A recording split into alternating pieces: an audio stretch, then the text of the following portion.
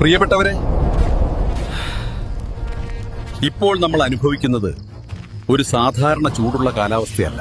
നിശബ്ദമായി ജീവൻ അപഹരിക്കുകയും നമ്മുടെ പ്രിയപ്പെട്ടവരെ നമ്മിൽ നിന്ന് വേർപെടുത്തുകയും ചെയ്യുന്ന എൽ നിനോയുടെ ആപത്തിന്റെ വരവാണിത്. മേയ് അടുക്കുമ്പോൾ ഈ സാഹചര്യം കൂടുതൽ ഗുരുതരമാകും. എൽ നിനോ എന്താണ്?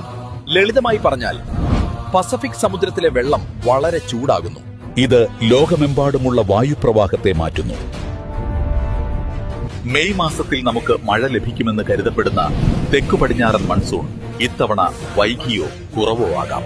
ഇതിനർത്ഥം മഴ പെയ്യേണ്ട സമയത്ത് കടുത്ത ചൂട് മാത്രമേ ഉണ്ടാകൂ എന്നാണ്. ഈ സാഹചര്യം വളരെ അപകടകരമാണ്. ആരോഗ്യമുള്ള ആളുകൾ പോലും ഹീറ്റ് സ്ട്രോക്ക് മൂലം മരിക്കാം.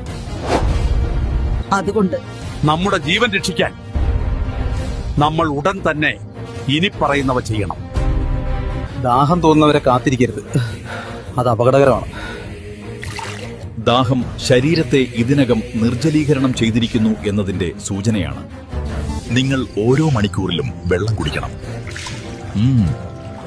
കുട്ടികളും പ്രായമായവരും വെള്ളം കുടിക്കുന്നുണ്ടെന്ന് ഉറപ്പാക്കുക. എപ്പോഴും ഒരു വാട്ടർ ബോട്ടിൽ സമീപത്ത് സൂക്ഷിക്കുക. ഏറ്റവും അപകടകരമായ സമയം രാവിലെ 11 മുതൽ ഉച്ചകഴിഞ്ഞ് 3 വരെയാണ്. ഈ സമയത്ത് കഴിയുന്നത്ര വീടിനുള്ളിൽ തന്നെ തുടരുക.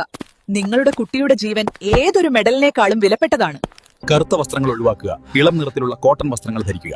ഹീറ്റ് സ്ട്രോക്ക് ലക്ഷണങ്ങൾ: തലവേദന, ബോധക്ഷയം, ഛർദി. ഈ ലക്ഷണങ്ങൾ അനുഭവപ്പെട്ടാൽ ഉടൻ തന്നെ തണലുള്ള സ്ഥലത്തേക്ക് കൊണ്ടുപോയി നനവുള്ള തുണി കൊണ്ട് മുഖം തുടച്ചു കൊടുത്തിട്ട് വേഗം ഹോസ്പിറ്റലിൽ എത്തിക്കുക. മൃഗങ്ങളെയും നമ്മൾ മറക്കരുത്. വീടിന് മുന്നിലോ മതിലിനടുത്തോ അവർക്ക് വെള്ളം സൂക്ഷിക്കുക. തണൽ നൽകുക. വെറുതെ കണ്ടങ്ങ് പോകാതെ എല്ലാവരിലും ഇത് എത്തിക്കൂ. എല്ലാവരെയും സംരക്ഷിക്കൂ.